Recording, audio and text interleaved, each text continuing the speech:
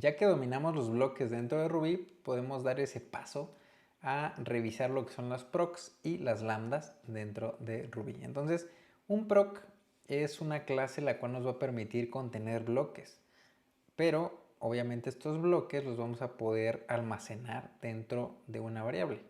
Así que el cómo podemos crear un proc es sencillo. Simplemente tenemos, por ejemplo, en este caso, tener una variable a la cual vamos a utilizar la clase proc y vamos a utilizar su método new.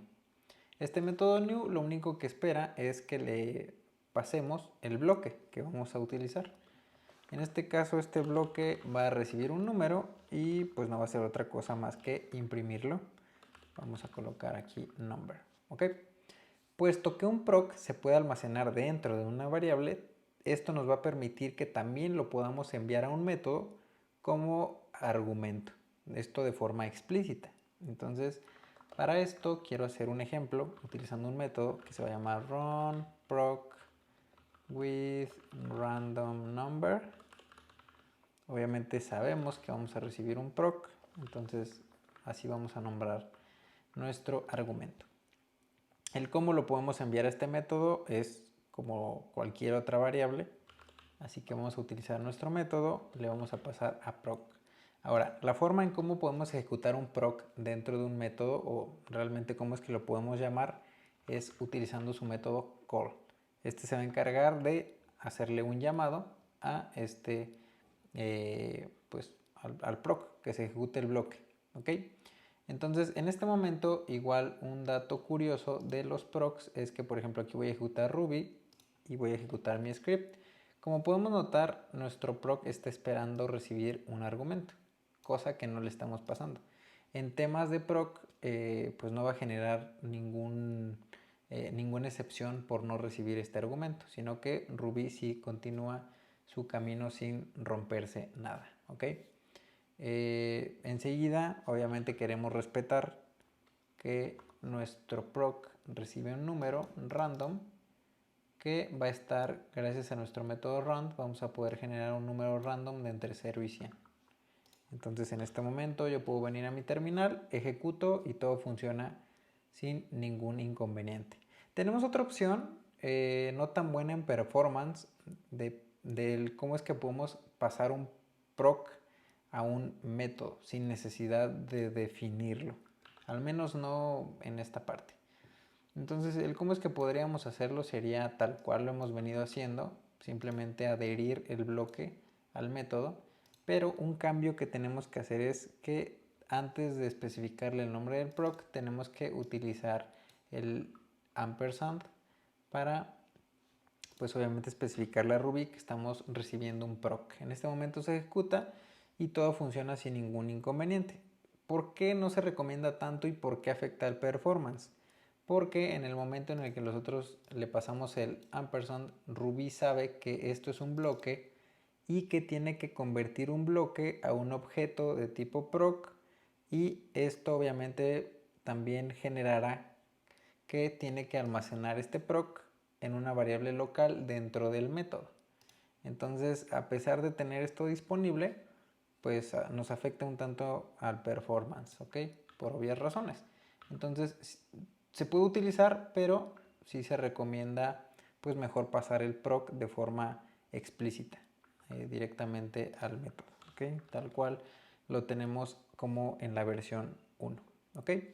Entonces, en este momento ya hemos cubierto el tema de los procs, ya sabemos cómo definirlos, cómo llamarlos, y ahora yo creo que podemos darle paso a lo que serían las lambdas. Las lambdas son esencialmente procs, con algunos pequeños detalles que la distinguen de un proc, obviamente. Uno de ellos sería que una lambda impone el número de argumentos que va a recibir cuando obviamente es llamada. Es por eso que yo resalté este tema en que a un proc podríamos no enviarle el argumento y el proc en ningún momento va a generar una excepción. En el caso de las lambdas, si nosotros no le pasamos un argumento que ella definió que va a esperar, pues obviamente va a generar una excepción, comportándose mucho como un método regular, ¿ok? El siguiente aspecto sería que las lambdas utilizan el return de la misma forma que lo hace un método.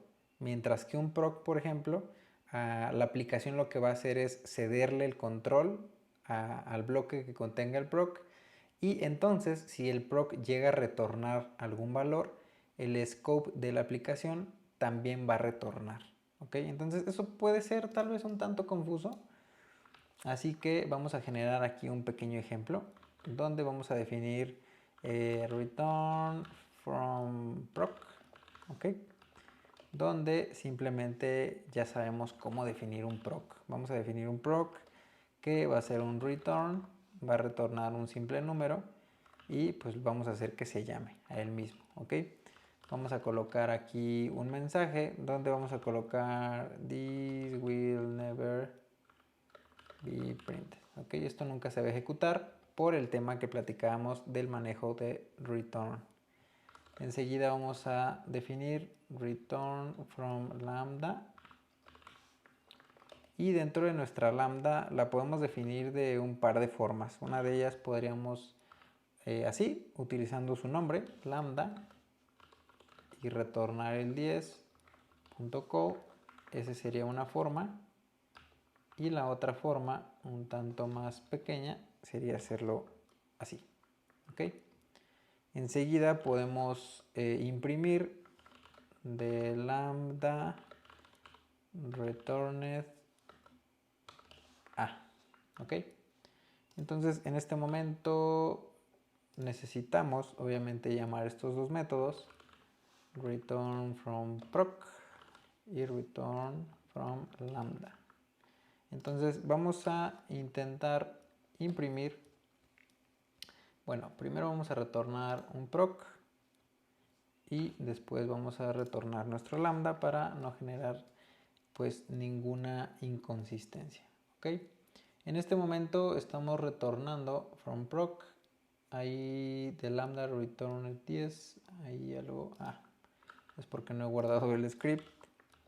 Vamos a ejecutar y como podemos notar no nos está retornando ningún valor. Obviamente al ejecutar return from proc lo único que está haciendo es retornar este número 10, y es lo que platicábamos. Realmente la aplicación le cede el control total al bloque, y en este caso como el proc está retornando, lo que hace el scope actual pues también es retornar al mismo tiempo. Es lo que genera que no se ejecute la última línea como si sucedería dentro de los métodos. Entonces, ¿por qué no imprime nada? Porque simplemente nos está retornando un 10, pero faltaría en este caso imprimirlo, ¿no? Para poder pues verlo en la terminal. Ahí está, ahí lo tenemos. Enseguida vamos a comentar esto para no generar confusión. Vamos a ejecutar ahora el return from lambda, que sabemos que una lambda se comporta pues como un método, ¿ok? El cual, como podemos notar, lo único que hizo lambda fue asignarle a la variable a este bloque, que lo que hizo fue retornar un 10, y obviamente como se comporta como un método, continúa y después ejecuta el último, la última línea, donde nos va a retornar este mensaje donde dice que pues la lambda retornó el número 10. Y bueno, realmente a tema de conclusión vamos a resaltar pues algunos puntos interesantes de estos tres temas, que son los blocks, los procs y los lambdas. Uno de ellos con el cual concluir sería que los bloques son usados ampliamente en Ruby para pasar código a funciones, ¿ok? También aprendimos que al usar la palabra clave yield, un bloque se puede pasar implícitamente sin la necesidad de convertirlo en un proc, como lo veíamos en el ejemplo de aquí, ¿ok? Entrando al tema de los procs, es que un proc se comporta como los bloques, pero esto nos va a permitir almacenarlos dentro de variables. Y para finalizar, las lambdas son como procs, pero estas lambdas se van a comportar más como los métodos, obviamente siguiendo los elementos que platicábamos cuando explicábamos las lambdas, que era el que una lambda obviamente es estricta en el número de argumentos que ella va a recibir, y que obviamente la forma en cómo utiliza el return de la misma forma como lo hace un método. Entonces, pues hasta aquí damos como concluido estos tres temas.